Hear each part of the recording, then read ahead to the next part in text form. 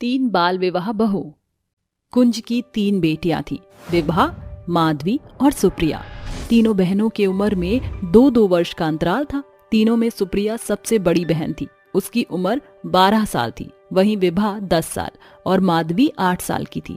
कुंज बार बार दरवाजे की ओर देख रहा था, मानो उसकी नजर किसी के आने की बाट जो रहे हों। सुप्रिया बेटी, ये ले, सूट सलवार पहन ले और सुन, जरा कुमकुम बिंदी लगा लेना। बाबूजी, आप जीजी के लिए नया सलवार कमीज क्यों लाए हैं? आज तो दशहरा और दिवाली भी नहीं। बेटी, आज तेरी जीजी को देखने के लिए लड़के वाले आ रहे हैं। तुम्हारी जीजी के हाथ पीले कर दूं, फिर अगली बारी में तुम दोनों बहनों के लिए भी सूट सलवार लाया हूँ, तुम भी तैयार हो जाओ। थोड़ी देर में हेमलता शगुन की थाली के साथ कुंज के घर पर पधारती है। अरे आइए आइए बहन जी, यहाँ विराजिए, कब से आपकी ही बाट जो रहा था। विभा, माधवी, जरा जीजी को ले आओ। फिर सुप्रिया अपनी दोनों बहनों के साथ हेमलता के सामने आती है। नए नक्श तो बड़े ही सुंदर हैं बेटी के आपके, पर पंडित जी ने मुझे बताया नहीं था कि आपकी 3 बेटियां हैं। वो क्या है ना, मेरे भी 3 लाडे सर हैं। मैं तो कहती हूँ लगे हाथ आप तीनों बेटियों का ब्याह मेरे बेटों से कर दीजिए। सो तो ठीक है बहन जी, एक बार आपके बेटों की उम्र जान पड़ जाती तो दिमाग से बुरे ख्यालों का बोझ उतर जाता। अरे भाई साहब, बाल विवाह से तो सोझे तौर से साफ है कि मेरे तीनों बेटे आपकी बेटियों के हम उम्र के ही हैं। निश्चिंत रहिए, बूढ़े से थोड़ी मेल बिठाऊंगी। फिर कुंज अपनी कच्ची उम्र की बेटियों की शादी हेमलता के नाबालिग बेटों से तय कर देता है। कुछ ही दिनों बाद तीनों बहनों की शादी हो जाती है। विदाई की बेला पर उनका पिता कुंज सीख देते हुए कहता है, जा बेटी, आज से तुम्हारा ससुराल तुम तीनों का अपना घर है। अपनी सास को माँ का दर्जा देना। बाल विवाह की रीत पूरी होने के बाद तीनों नाबालिग बहुएं डोली में चढ़कर ससुराल आ जाती हैं, जहां दरवाजे पर खड़ी उनकी नन्ही सी ननद शुगना उनका स्वागत करती हुई कहती है, अरे मेरी तीनों भाभी यहीं ठहर जाइए, मैं हूँ आपकी प्यारी सी ननद सुगना। तुमसे मिलकर अच्छा लगा सुगना। अरे कैसी बेढंगी लुगाइयां हो तुम, अपनी ननद को नाम से बुला रही हो, बेशरम। सुगना जीजी कहो, इसे उम्र में तुमसे पूरे 2 महीने बड़ी है। फिर तो माँ जी, सुगना जीजी का भी हमारे जैसे बाल विवाह हो गया होगा ना? नहीं, 2 महीने बाद इसका भी ब्याह हो जाएगा। इसके बाद तीनों बहुएं भीतर आ जाती हैं और हेमलता कड़े स्वर में कहती है, सुनो मेरी तीनों बहुरानी, कल तुम्हारा ससुराल में पहला दिन है, इसीलिए उठने में जरा सी भी देरी मत करना, वरना अगर गांव में मेरी नाम धराई हुई ना तो तुम्हारी खैर नहीं है, समझ गई? जी सासू माँ। गुजरते समय के साथ हेमलता अपनी नाबालिग बेटी सुगना की शादी कर देती है। विदाई की बेला पर हेमलता हाथ जोड़कर कहती है, समधन जी, मेरी सुगना उम्र की जरा कच्ची है, ससुराल में अगर इसे कोई भूल चूक हो जाए तो अपनी बेटी समझकर भुला देना। कुछ देर बाद, अरे कहाँ हो मेरी तीनों महारथियों, अरे जल्दी यहाँ आओ। क्या हुआ सासू माँ, आपने हमें पुकारा? अरे यहाँ सुगना की शादी ब्याह का पूरा घर फैला हुआ है और तुम तीनों फुहार लुगाई को पलंग तोड़ने से फुर्सत नहीं। सासू माँ, हम तीनों तो साफ सफाई में ही जुटी हुई थी। बित्ते भर की तितलियों, कितनी सफाई से सफेद झूठ बोल रही हैं। तुम्हारे बाप ने यही सिखाया तुम्हें? आप हमारे पिताजी को दोष मत दीजिए, क्योंकि उनकी परवरिश में कोई खोट नहीं। ये सुनकर हेमलता बेरहमी से बेचारी बहू के बाल पकड़कर उसे दूर पटकते हुए कहती है, बित्ते भर की ततैया, कद में सबसे छोटी मगर जुबान गज भर की है। एक बात का जवाब तले नहीं जाने जाती, आज तेरी हेकड़ी निकालती हूँ। माँ जी, विभा को छोड़ दीजिए, हम इसे समझाएंगी बुझाएंगी, वो ऐसी गलती को दोबारा नहीं दोहराएगी। हाँ समझाओ, इसे सास के सामने सुगबुगाने की हिम्मत ना करे। आइंदा मेरे आगे मुंहफट बनी ना तो जुबान खींच लूंगी। समय गुजरता है, हेमलता हर एक छोटी बड़ी गलतियों पर अपनी तीनों बहुओं पर सास का धौंस जताने का कोई भी अवसर छूछ नहीं जाने देती। 14 साल का वीर अपनी पत्नी सुप्रिया से कहता है, अरे सुप्रिया, अच्छा हुआ जो तुम आ गई। देखो ना, ये सवाल मुझसे हल नहीं हो रहा, जरा मेरी मदद कर दो। ठीक है वीर, मगर तुम माँ जी को मत बताना। ऐसी भी कौन सी बात है जो मुझे नहीं पता चलना चाहिए?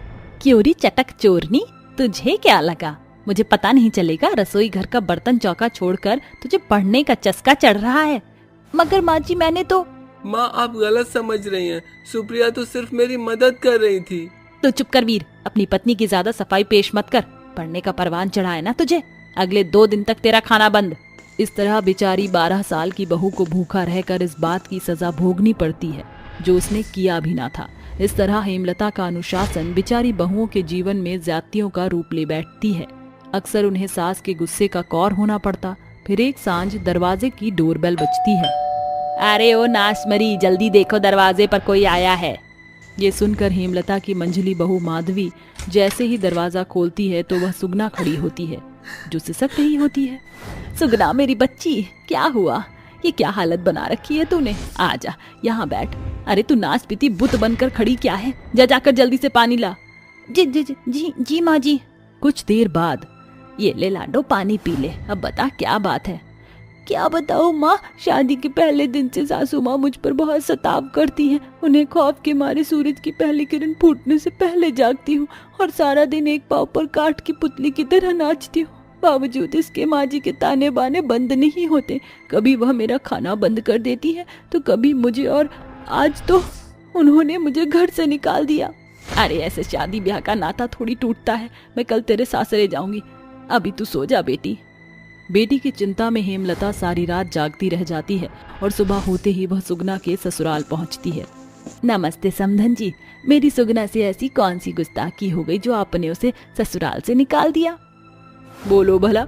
इस बात का जवाब अपनी नकारी बेटी से क्यों नहीं पूछ लेती? अरे बहू के नाम पर बला है आपकी बेटी। न सही तौर से बर्तन चौका करने आता है, न कपड़े लत्ते धोना आता है। ना बाबा ना, ऐसी बेढंगी बहू मुझे नहीं चाहिए। बेहतर यही है कि अब आप यहाँ से चलती बनो। इस तरह हेमलता हताश होकर अपने घर लौट आती है, जहाँ वह देखती है कि उसकी तीनों नाबालिग बहुएं कैसे अपने ननद का ख्याल रख रही होती हैं। ये देखकर हेमलता कहती है, अब मैं अपनी गलती को सुधारूंगी। अगले दिन हेमलता अपनी तीनों बहुओं को लेकर उसके पिता के घर आती है।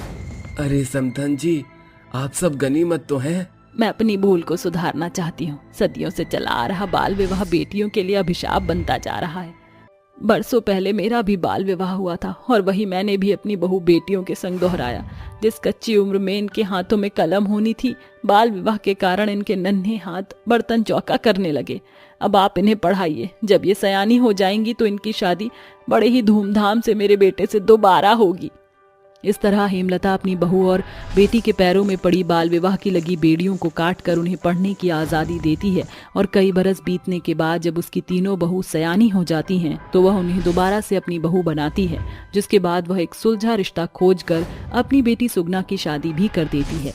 हेमलता की सूझबूझ से उसकी बहू और बेटी पढ़ लिख जाती हैं। मगर आज भी गांव देहात में कई लड़कियों का जीवन कच्ची उम्र में बाल विवाह का कौर हो रहा है।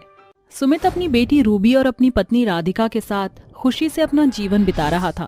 वह बहुत ही खुशहाल परिवार था और एक दिन सुमित अपने परिवार वालों के साथ बाजार से घर की ओर आ रहा था, जिस वजह से राधिका ने रोड पर ध्यान ना देकर वह रोड को पार करने लग गई कि तभी एक कार से उसका एक्सीडेंट हो गया, जिस वजह से राधिका की मौत हो गई और सुमित अपनी बेटी की चिंता में रहने लगा।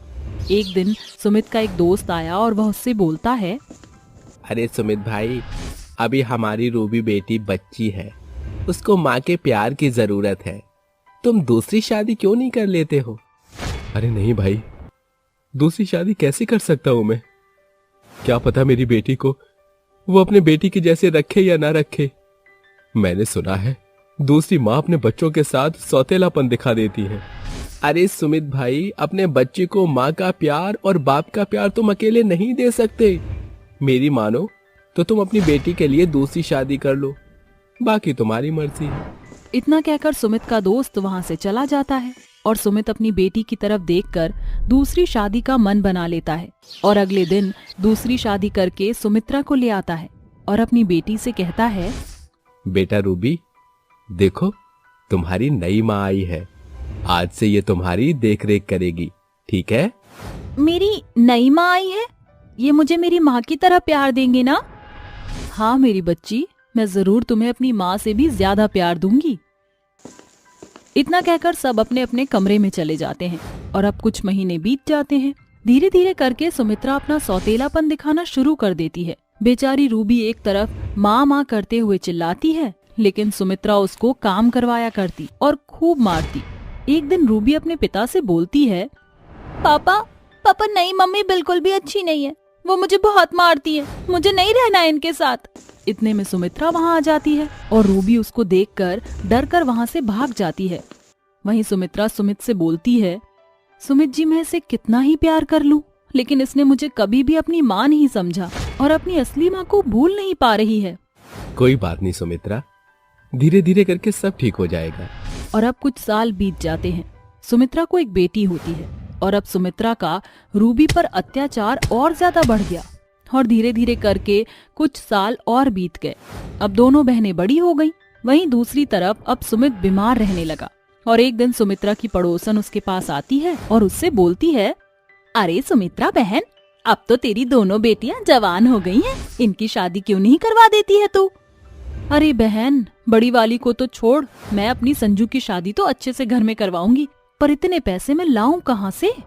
अरे बहन, तू इतने पैसे खर्च क्यों करेगी? मेरी नजर में एक लड़का है, विजय, वह बहुत अमीर लड़का है, उसके साथ ही तू रूबी की शादी करवा दे। उम्र में ज्यादा बड़ा है लेकिन पैसा बहुत है, उसके 2 बच्चे हैं, उन्हें संभाल लेगी तेरी रूबी। मैं तो कहती हूँ रूबी की शादी उससे ही करवा दे और उससे जो पैसे मिलेंगे उससे तू अपना घर भी चला लियो और अपनी संजू की भी अच्छे घर में शादी कर देना।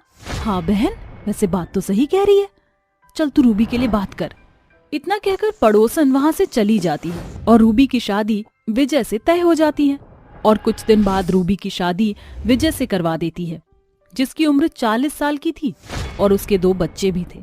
वहीं दूसरी तरफ अपनी बेटी संजू की शादी एक बहुत ही अमीर लड़के से करवाती है और दोनों को विदा कर देती है। वहीं जब ये बात रूबी को पता चलती है तब वह अपनी माँ की फोटो लेकर फूट फूट कर रोने लगती है और रोते हुए बोलती है, माँ देखो ना, तुम्हारे जाने के बाद मेरी जिंदगी तबाह हो गई। माँ आई तो कैसी, जिसने आज तक मुझे माँ का कभी प्यार ही नहीं दिया, और आज भी मेरी शादी, तू कहाँ चली गई माँ? अपने पास बुला ले मुझे। तभी उसके 2 छोटे छोटे बच्चे उसको माँ माँ पुकारते हुए उसके पास आते हैं और उन्हें देखकर वह अपने मन में सोचती है, रूबी ये बच्चे अब तेरे हैं, चाहे तेरी शादी कहीं भी हुई हो, जो दुख तूने झेले हैं वह इन बच्चों को मत झेलने दियो। आज से यही तेरा घर और परिवार है। इतना कहकर वह उन बच्चों को गले लगाकर बहुत प्यार करने लगती है और ये सब देखकर विजय रूबी से बोलता है, रूबी मैं मानता हूँ तुम मुझसे शादी करने के लिए कभी हाँ ना करती, लेकिन तुम्हें एक परिवार और मेरे बच्चे को उसकी माँ मिल गई। प्लीज इनको अपने साथ इनकी माँ की तरह रखना, मैं तुमसे विनती करता हूँ। आप चिंता मत कीजिए, ये बच्चे मेरे हैं और मैं इन्हें बहुत खुश रखूंगी। इन्हें कभी माँ की कमी का एहसास नहीं होने दूंगी। ऐसे ही 2 महीने बीत जाते हैं। वहीं दूसरी तरफ सुमित्रा बहुत ही ज्यादा बीमार हो जाती है। वह सोचती है, अब तो मैं खुद बीमार हो चुकी हूँ, मुझसे खुद की देखभाल तो नहीं हो पाती, मैं सुमित जी की कैसे करूंगी? ऐसा करती हूँ, संजू बेटी के पास चले जाती हूँ, वह मेरी अपनी बेटी है, वह मेरी मदद जरूर करेगी। थोड़ी देर बाद सुमित्रा संजू के पास जाती है। तब संजू उन्हें गुस्से में बोलती है, माँ मुझसे अपने सास ससुर नहीं संभलते हैं, तुम लोगों को कहाँ से रखूंगी? निकल जाओ मेरे घर से, मैं तुम लोगों का बोझ नहीं उठा सकती। ये सुनकर सुमित्रा फूट फूट कर रोने लगती है और अपने घर को वापस जाने लगती है। घर जाते हुए वह अपनी दूसरी बेटी रूबी के बारे में सोच रही होती है कि उसने उसके साथ कितना बुरा किया। वह सोच ही रही होती है कि तेज धूप के कारण वह रोड पर बेहोश हो जाती है और एक कार के सामने गिर जाती है। और जब वह कार रुकती है तो उसमें से रूबी निकलकर बाहर आती है और अपनी माँ को देखती है तो वह तुरंत उसे अपनी कार में बैठा देती है और घर ले जाती है। सुमित्रा के होश आने पर रूबी उससे पूछती है, अरे माँ, तुम रोड पर बेहोश कैसे हो सकती हो? और तुम्हारी ये हालत किसने करी है?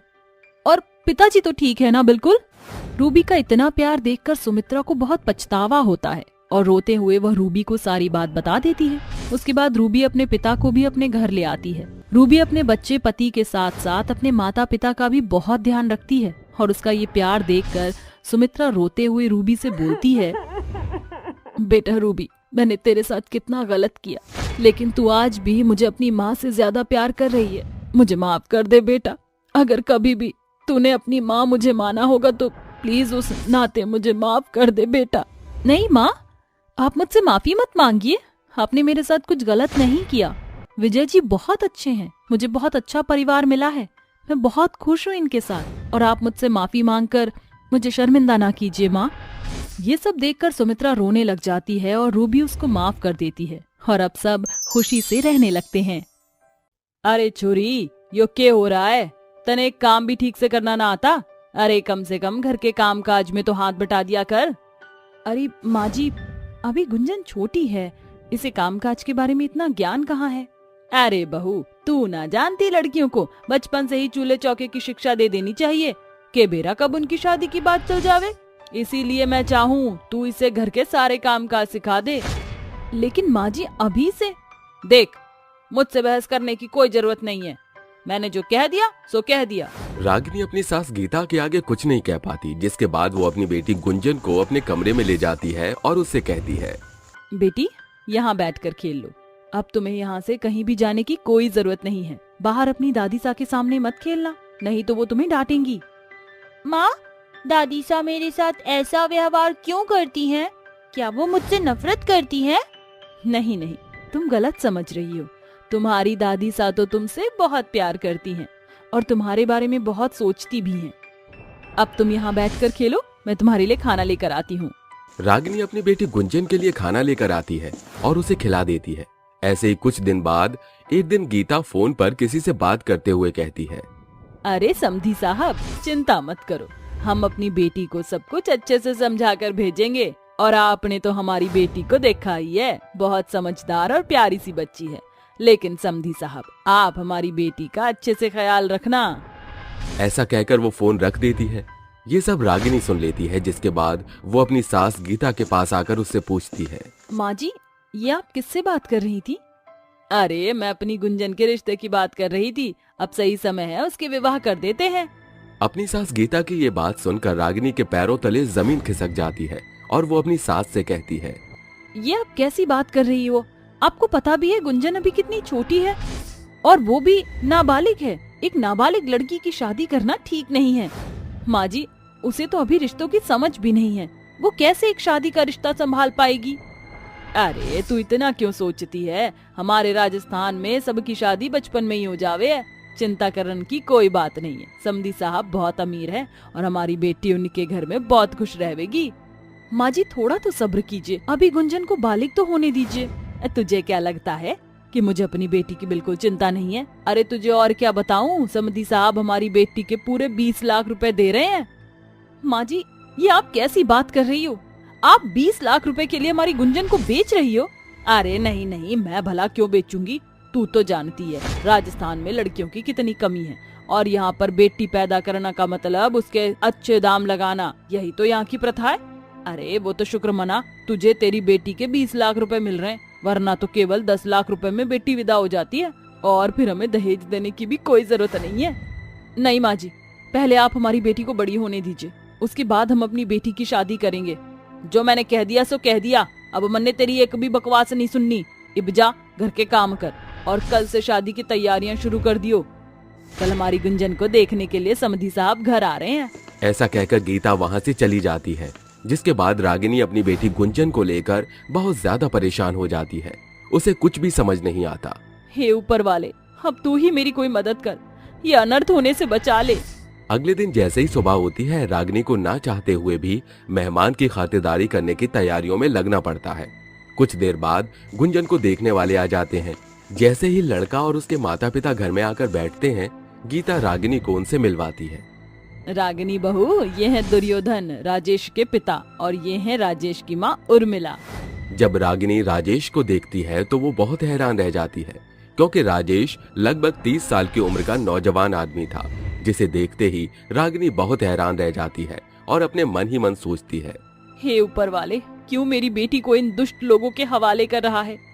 कोई तो उपाय निकालो, मैं अपनी बेटी को इन लोगों के हवाले नहीं कर सकती। रागिनी अपनी सास को किचन में बुलाती है और उनसे कहती है, माँ जी, मैं आपके आगे हाथ जोड़ती हूँ, मेरी बेटी अभी नाबालिग है और बहुत छोटी भी है। उस आदमी से मेरी बेटी की शादी मत करवाओ। अरे तू पागल हो गई है क्या? तू जानती नहीं है उन लोगों ने मुझे 20 लाख रुपए दिए। अब अगर हम रिश्ते से मुकर गए तो वो ठाकुर लोग हैं, हमारा बहुत बुरा हाल कर देंगे। ऐसा मत कहो माँ जी, मैं आपके आगे हाथ जोड़ती हूँ। मैं अपनी बेटी को लेकर बहुत दूर चली जाऊंगी, लेकिन मेरी बेटी को इस कुएं के अंदर मत ढकेलो। तू ऐसे नहीं मानेगी। इतना कहकर गीता रागिनी के एक लात मारती है, जिसकी वजह से रागिनी बहुत दूर जाकर गिर जाती है। वहीं दूसरी तरफ गीता गुंजन का रिश्ता पक्का कर देती है। तभी उर्मिला गीता से कहती है, अरे समधन जी, जरा हमारी होने वाली बहू को तो बुलाओ, हमें उससे मिलना है। गीता तुरंत गुंजन को लेकर आती है, जिसके बाद उर्मिला गुंजन को अपने पास बैठाती है। अरे वाह, हमारी होने वाली बहू तो एकदम चांद का टुकड़ा है, बहुत ही प्यारी लग रही हो। तभी गुंजन कहती है, आप लोग कौन हो? मेरी माँ कहाँ है? मुझे मेरी माँ के पास जाना है। माँ, कहाँ हो आप?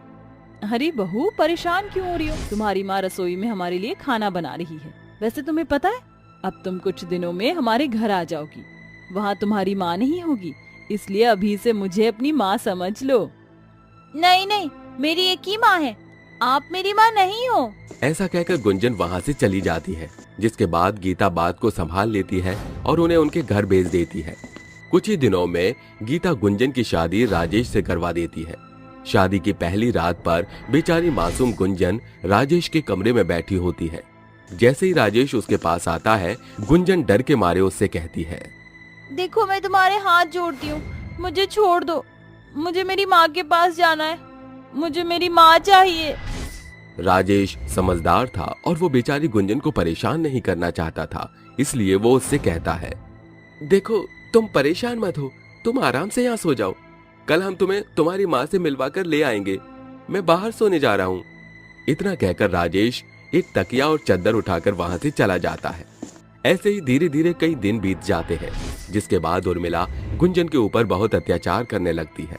घर के सारे काम वो गुंजन से ही करवाती है और खुद दिन भर आराम करती। एक दिन अचानक से गुंजन रसोई में काम करते करते कांच के बर्तन गिरा देती है, जिसकी आवाज सुनते ही उर्मिला रसोई में पहुंच जाती है और अपने महंगे कांच के बर्तनों को टूटा हुआ देख वो गुंजन के ऊपर बहुत बुरी तरह चिल्लाने लगती है। ये सब तूने क्या किया है? तू जानती है कितने महंगे हैं? रुक, तू ऐसे नहीं सुधरेगी। तूने पहले भी कई महंगी महंगी चीजें तोड़ी हैं। आज तो मैं तुझे तेरी गलती की सजा देकर ही रहूंगी। इतना कहकर उर्मिला बेचारी गुंजन को लाठी मारना शुरू कर देती है। मत मारो मुझे, मत मारो, बहुत दर्द हो रहा है, छोड़ दो मुझे। बेचारी गुंजन दर्द से तड़प रही होती है, लेकिन उर्मिला को उसके ऊपर जरा भी रहम नहीं आता। उसी वक्त रागिनी अपनी बेटी गुंजन से मिलने उनके घर में पहुंच जाती है। उनके घर में उसे रसोई से गुंजन के चिल्लाने की आवाज आती है, जिसके बाद वो अपनी बेटी को देखने के लिए रसोई में पहुंच जाती है, जहां उर्मिला उसकी बेटी गुंजन को लाठी से मार रही थी। ये सब देखकर रागिनी को बहुत गुस्सा आता है और वो उर्मिला से लाठी छीनकर उर्मिला को ही मारने लगती है, जिसके बाद वो 100 नंबर पर कॉल करके पुलिस को बुला लेती है और पुलिस को अपनी सास गीता के साथ साथ अपनी बेटी के ससुराल वालों के खिलाफ रिपोर्ट लिखवा देती है। नाबालिग की शादी करने के जुर्म में उन सभी को जेल हो जाती है। काश मैंने ये कदम पहले ही उठा लिया होता, तो आज मेरी बेटी की जिंदगी ऐसी ना होती। ऐसा सोचकर रागिनी अपनी मासूम सी बच्ची को वापस घर ले आती है और उसकी जिंदगी एक नए सिरे से शुरू करती है। सर से पांव तक सुहागन के जोड़े में सजी धजी मानसी आंखों में आस लिए छत की मुंडेर पर खड़ी अपने पति श्रवण के घर लौटने की बाट जोह रही थी। जाने कब इस बद्रा के पीछे छिपे चंदा की चमक दिखेगी, जाने ये श्रवण जी भी कहाँ रह गए। अचानक से मानसी की सास गंगा के चीखने की आवाज गूंज उठती है। श्रवण बेटा, ये क्या हो गया तुझे? मानसी दौड़कर छत से नीचे आती है, जहां उसके पति के पांव पर पट्टी चढ़ी हुई थी, साथ ही उसके माथे पर खून का रिसाव रोकने का नाम नहीं ले रहा। ये देखकर मानसी को धक्का लगता है। उसके हाथों से पूजा की थाली छूट जाती है। तभी एक अपरिचित आदमी बोलता है, हे माता करवा, अजी ये सब क्या हो गया? देखिए, दुर्घटना तो बेहद भयावह थी। गनीमत है कि बुरा प्रभाव पांव पर पड़ा है, इनकी जान बच गई।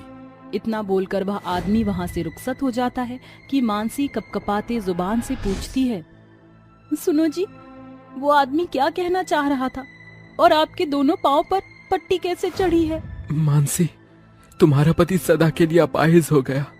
डॉक्टर का कहना है कि मैं भावी भविष्य में कभी अपने पांव पर दृढ़ खड़ा नहीं हो सकूंगा। ये सुनकर मानसी की आंखों के झरोखों से आंसू के झरने फूट पड़ते हैं। वह मंदिर में दंडवत करके माता करवा को स्मरण करके कहती है, हे माता करवा, मुझ सुहागन की भक्ति भाव में क्या कमी कसर रह गई थी, जो आपने मेरे पति से उनके पांव ही छीन लिए हैं। सारा संसार आपको सुहागन स्त्री की देवी कहकर पूजता है। मेरे निष्ठा, मेरे विश्वास और मेरे उपवास का ये भेंट दिया है आपने। मेरे सुहाग को दीर्घायु देने की बजाय उनके पांव ही छीन लिए। बहू, माता करवा को दोष देना बुद्धिमानी नहीं। क्या पता माता करवा के द्वारा ही आज श्रवण मृत्यु के द्वार से घर लौट सका है। सास की बात से सहमत होकर मानसी विश्वास की पाती बांधकर सुहाग के साज समान से सजी थाली लेकर माता करवा को स्मरण करके चांद की पूजा अर्चना करके अपने पति का चेहरा देखती है, जिसके बाद उसका उपवास पूर्ण होता है। मगर पति को इस अपाहिज की दशा देखकर मानसी निष्दिन भीतर ही भीतर कुढ़ती रहती है। समय गुजरता जाता है, दिन सप्ताह और सप्ताह महीनों के मंजर में बदलता है, जिसे देखकर एक दिन गंगा कहती है, बहू जानती हूँ कि पत्नी होने के नाते तुझसे श्रवण का दुख देखा नहीं जा रहा। सास के इतना कहते ही मानसी की आंखें डबडबा जाती हैं और वह एक सांस में बिना रुके बोल पड़ती है, जैसे सैकड़ों सप्ताह का सिमटा दुख बाहर आ जाता है। तो और मैं क्या करूं सासू माँ, मेरे श्रवण की इतनी सेवा बाड़ी के बावजूद भी उनकी सेहत में कोई सुधार नहीं आ रहा।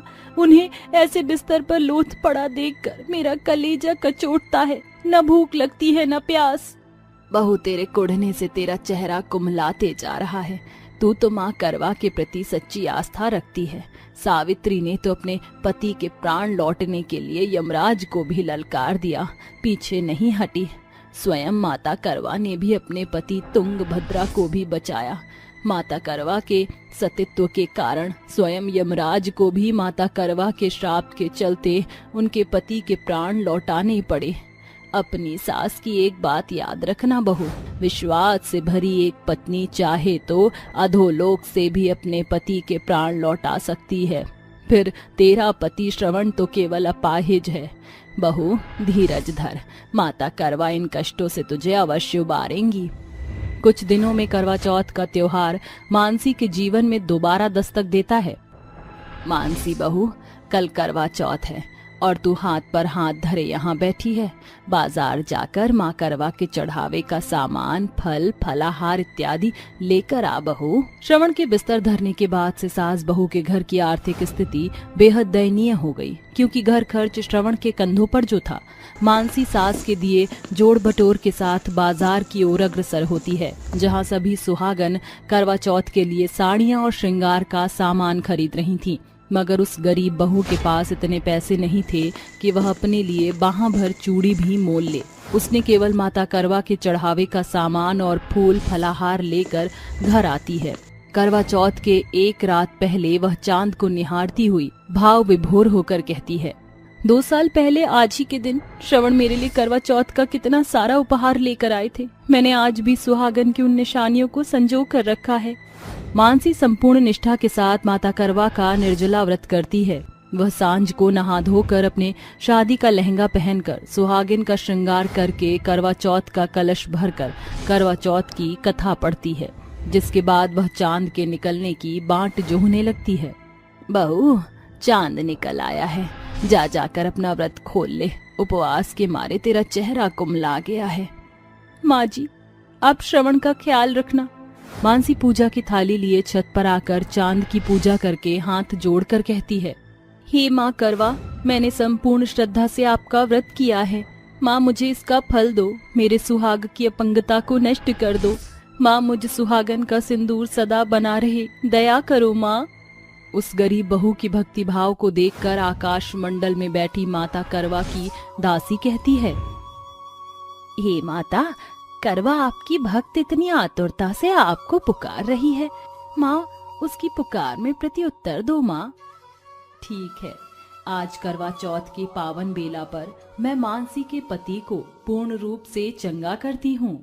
ये कहकर माँ करवा अपने दाहिने हाथ को श्रवण की ओर बढ़ाती है। उनके हाथों से निकल रही दिव्य किरणें जैसे ही श्रवण के अपाहिज पैर पर पड़ती हैं, श्रवण रोग के बिस्तर को त्याग कर मानसी के पीछे छत पर आकर कपकपाते कंठ से उसे पुकारता है,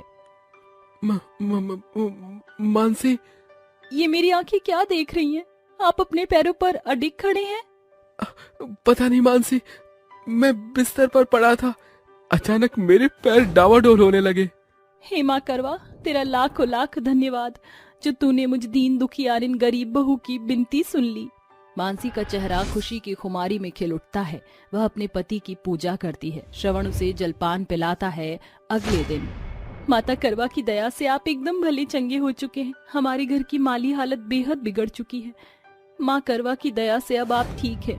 मैं चाहती हूँ कि हम सुहागन के साज श्रृंगार के थोक की एक दुकान खोल लें। अरे वाह मानसी, सोच तो बड़ी सुनहरी है।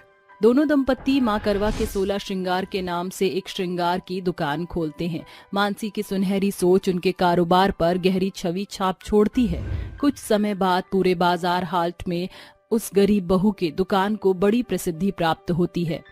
देखते ही देखते एक दफा फिर करवा चौथ का दिन आने को होता है। सैकड़ों सुहागन करवा चौथ के लिए उन्हीं की दुकान से सुहाग का सामान खरीदने आती हैं। आकाश मंडल में ये देखती माँ करवा कहती हैं, देख रही हो दासी, सुहागिन स्त्रियों के बीच माता करवा के करवा चौथ के पर्व की कितनी प्रसिद्धि और श्रद्धा है। हाँ माता, भली भांति देख रही हूँ, मगर आप मंद मंद क्यों मुस्कुरा रही हैं? दासी के प्रश्न पूरा होने से पहले ही माँ करवा एक गरीब सुहागन का भेष धरे मानसी की दुकान पर आती हैं। सुनो बहन, कल करवा चौथ है। मुझ गरीब सुहागन के पास एक भी पाई नहीं कि मैं माता करवा के चढ़ाने के लिए सुहाग का साज सामान मोल ले सकूं। अरे बहन, फिक्र मत करो, आओ मेरे संग। इसमें जो भी सुहाग का सामान तुम्हें चाहिए ले लो। मानसी माता करवा की झोली को सैकड़ों श्रृंगार के सामान से भर देती है। तभी माँ दुर्गा अपने दैव्य रूप में आकर मानसी को दर्शन देती हैं। हे माता करवा, आपको ये सुहागन हाथ जोड़कर नतमस्तक करती है। मानसी, मेरे प्रति तुम्हारा अथाह भक्ति भाव देखकर माता करवा का मन गदगद हो गया। आज माता करवा के बाद तुम सुहागनों में धन्य सुहागन स्त्री के स्वरूप में जानी जाओगी। सदा सुहागन रहो। ये कहकर माता करवा अपने लोक लौट जाती हैं। अगले दिन मानसी पूरे चितवन से करवा चौथ का व्रत करके उनकी पूजा करती है। सचमुच में माता करवा सुहागन स्त्रियों का शीश हैं। भाई, मुझे तो इतने अंधेरे से बहुत तेज डर लग रहा है। चल वापस घर चलते हैं। अरे डरता क्यों है? डर के आगे तो जीत होती है। तू जानता है ना हम किसकी तलाश में निकले हैं? हाँ, और ये भी जानता हूँ उस तलाश में हम दोनों की जान भी जा सकती है। जो डर गया समझो मर गया। अगर तू जितना चाहता है तो तुझे अपने अंदर हिम्मत लानी होगी, वरना तुझे खजाने में से हिस्सा नहीं मिलेगा। लेकिन अगर चुड़ैल ने हमें मार दिया तो? वो चुड़ैल बहुत खतरनाक है। उसकी इतनी लंबी मूंछ है कि वो किसी को भी आसानी से मार देती है अपनी लंबी मूंछों से। ये देख मेरे पास क्या है। अरे ये मैं अघोरी बाबा से बनवा कर लाया हूँ। ये कोई मामूली खंजर नहीं है, ये अघोरी बाबा के मंत्रों द्वारा पढ़ा गया खंजर है। अगर हमने इस खंजर से चुड़ैल की मूंछें काट दी तो चुड़ैल हमारा कुछ नहीं कर सकेगी, क्योंकि उसकी सारी शक्तियां उसकी मूंछों के अंदर हैं। अगर मुझे कुछ हुआ तो साले मैं भूत बनकर तुझे नहीं छोड़ूंगा। सूरज और रतन दोनों जंगल की तरफ बढ़ते हुए गुफा में पहुंच जाते हैं, जहां चारों तरफ पानी ही पानी होता है और वह पानी भी काले रंग का होता है। सूरज तुरंत मशाल जला लेता है और अंदर चलने लगता है। रतन मेरे भाई, तू मेरे साथ ही रह, नहीं तो चुड़ैल हमारे ऊपर कहीं से भी हमला कर सकती है। मुझे बहुत डर लग रहा है।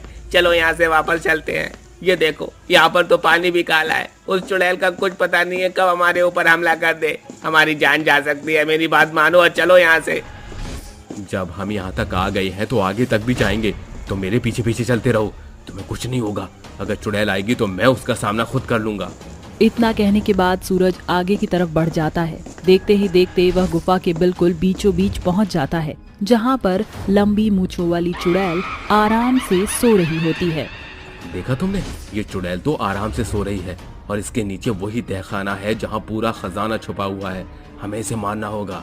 ऐसा सोचकर सूरज खंजर हाथ में पकड़ते हुए चुड़ैल की तरफ बढ़ने लगता है। जैसे ही वह उसकी लंबी मूंछें पकड़कर काटने वाला होता है, चुड़ैल की आंखें खुल जाती हैं और वह अपनी मायावी शक्तियों से सूरज को बहुत तेज धोखा देती है, जिसके बाद वह अपनी मूंछों से सूरज को पकड़ लेती है। तुम्हें क्या लगा कि तुम यहाँ पर आओगे और मैं तुम्हें सारा खजाना हड़पने दूंगी? मेरे होते हुए खजाने तक कोई नहीं पहुँच सकता। हमें माफ कर दो। हमसे बहुत बड़ी गलती हो गई। हम यहाँ से वापस जाएंगे। हमें जाने दो, हमें वापस जाने दो। जो भी यहाँ आता है अपनी मर्जी से आता है, लेकिन उसका यहाँ से जाना मेरी मर्जी से होता है। अगर तुम्हें यहाँ से जाना है तो उससे पहले तुम्हें मुझे हराना होगा। क्या तुम मुझसे मुकाबला करने के लिए तैयार हो? हम तुम्हारा मुकाबला नहीं कर सकते, हमें छोड़ दो। देखो हमसे बहुत बड़ी भूल हो गई, आइंदा हम यहाँ कभी नहीं आएंगे। अरे अरे, तुम तो चूहे निकले। इससे अच्छा कि मैं तुम्हें सीधा अपने मुंह में निकल जाऊं। मुकाबला तो तुमसे करना नामुमकिन है। ऐसा कहकर चुड़ैल रतन और सूरज को अपने मुंह में निगल जाती है, जिसके बाद चुड़ैल तहखाने के दरवाजे के ऊपर ही सो जाती है। जो भी उस गुफा में जाता चुड़ैल उसको मार देती। ऐसे ही कई लोगों को चुड़ैल मार चुकी थी, लेकिन आज भी कई लोग खजाने की तलाश में गुफा के अंदर पहुंच जाते हैं। वही एक जगह ऐसी थी जहां उस गांव के लोगों को खजाने की बहुत जरूरत थी। आखिरकार ऐसा कब तक चलता रहेगा? मुझे तो कुछ भी समझ नहीं आ रहा। हमारे गांव में किसी भी घर में अनाज नहीं है, ऊपर से सरकार हमारे ऊपर ध्यान नहीं दे रही। इन हालातों में तो हम लोग मर जाएंगे। अरे, इस गरीबी के चलते मेरा पूरा परिवार भूखा ही मर गया। पता नहीं मैं क्यों जिंदा हूँ। इससे अच्छा होता कि मैं भी मर जाता। ऐसे खुद को कोसने से कुछ नहीं मिलेगा, हमें कोई ना कोई तो समाधान ढूंढना ही होगा। तभी वहाँ पर एक बहुत ही बुजुर्ग औरत आती है और वहाँ खड़े सभी गांव के लोगों को कहती है, जंगलों के बीचों बीच उस गुफा के अंदर एक लंबी मूंछों वाली चुड़ैल रहती है।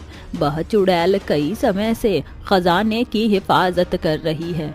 उस लंबी मूंछों वाली चुड़ैल से खजाना बचाकर अगर कोई ले आए तो हमारे गांव की सभी परेशानियां दूर हो जाएंगी। क्या कहा? खजाना? लेकिन वो चुड़ैल हमें खजाना कैसे लाने देगी? हाँ, मैंने सुना है उसके बारे में, लेकिन उस गुफा में जो भी जाता है वो लौटकर वापस कभी नहीं आता है। मैं जाऊंगा उस गुफा के अंदर। मेरा परिवार तो मर चुका है। जाते हुए मैं अपनी जान इन गांव वालों के नाम करना चाहता हूँ। जिंदा बचा तो लोगों की मदद करूंगा और मर गया तो मुझे बहुत खुशी होगी, क्योंकि बिना परिवार के मेरा जीना व्यर्थ है। कैलाश चुड़ैल की गुफा में जाने के लिए तैयार हो जाता है, जिसके बाद जैसे ही शाम होती है वह जंगल में पहुंच जाता है। वह जंगल में चलता रहता है। वहीं दूसरी तरफ गुफा में लंबी मूंछों वाली चुड़ैल बोर हो जाती है और खुद से कहती है, काफी समय से मैं यहाँ अंदर ही हूँ। इन मूंछों की वजह से मैं बाहर भी नहीं जाती हूँ। आज मेरा बाहर घूमने का बहुत मन है।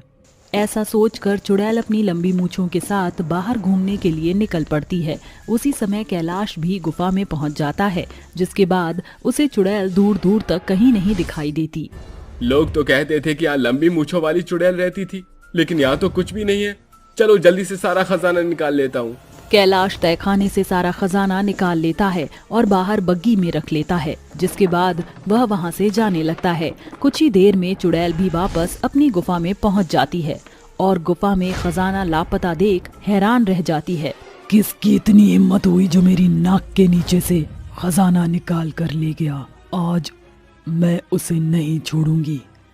चुड़ैल गुस्से से जंगल में खजाना चोर को ढूंढने लगती है। तभी उसकी नजर कैलाश पर पड़ती है। अच्छा, इसकी इतनी मजाल कि ये मेरा खजाना चुरा कर भागेगा। आज मैं इसको नहीं छोड़ूंगी। ऐसा कहकर चुड़ैल सीधा उसके सामने जाकर प्रकट हो जाती है। अच्छा, तो तू है वो चुड़ैल जिसकी लंबी मूछें हैं और जो इस खजाने की सालों से रक्षा कर रही है? तूने इस खजाने को बाहर लाकर मुझे ललकारा है, अब तू नहीं बचेगा। चुड़ैल कैलाश के ऊपर हमला बोल देती है, जिसके बाद कैलाश अपना बचाव करने लगता है। देखते ही देखते चुड़ैल उसको मारने ही वाली होती है, लेकिन तभी कैलाश एक खंजर से उसकी मूंछ काट देता है, जिसके बाद चुड़ैल एक आत्मा में बदल जाती है। आखिरकार तुमने मुझे मुक्त कर ही दिया। लेकिन मैंने तुम्हें मुक्त कैसे किया? पहले मैं ऐसी नहीं थी। एक दिन की बात है, मैं मंदिर से पूजा की थाली लेकर वापस घर की तरफ लौट रही थी। तभी मुझे मंदिर की सीढ़ियों पर एक साधु बाबा मिले, जिनकी बहुत लंबी मूछें थी। मैं उन्हें देखकर हंस पड़ी। लगता है 500 साल पुराने साधु बाबा हो, तभी तो आपकी इतनी लंबी मूछें। मुझे तो देखकर ही हंसी आ गई। मेरी लंबी मूछों का मजाक उड़ाने की तुम्हारी हिम्मत कैसे हुई? तुम नहीं जानती मैं तुम्हारा क्या करूंगा। साधु बाबा मुझसे नाराज हो गए थे, लेकिन उनकी लंबी मूंछों को देखकर मेरी हंसी रुक ही नहीं रही थी, जिसकी वजह से उन्होंने मुझे श्राप दिया था। तूने मेरी लंबी मूंछों का मजाक उड़ाया है, ये मुझे बिल्कुल पसंद नहीं आया। मैं तुझे श्राप देता हूँ, आज के बाद तेरी लंबी मूछें हो जाएंगी और तू सालों भर एक गुफा में एक खजाने की रक्षा करेगी, जैसे मैं करता था। अब से तू चुड़ैल बनकर उस खजाने की रक्षा करेगी। उनके श्राप के बाद मैं चुड़ैल बन गई और मेरी लंबी मूछें निकल आई, जिसके बाद मैं गुफा में पहुंच गई और इस खजाने की रक्षा करने लगी। तुम्हें चिंता करने की कोई जरूरत नहीं है। ये खजाना मैं लालच में आकर नहीं लेकर आ रहा था। इस खजाने की जरूरत गांव के लोगों को है। हमारे गांव में सभी लोग खाने के लिए तरस रहे हैं। हमारे गांव में किसी भी घर में अनाज का एक दाना तक नहीं है। ये खजाना हमारी मदद करेगा। ये सुनकर नताशा की आत्मा बहुत खुश होती है, जिसके बाद उसे वहां से मुक्ति मिल जाती है। वहीं दूसरी तरफ कैलाश खजाना गांव ले आता है और गांव वालों की परेशानी भी हमेशा के लिए खत्म हो जाती है और सभी खुशी खुशी रहने लगते हैं।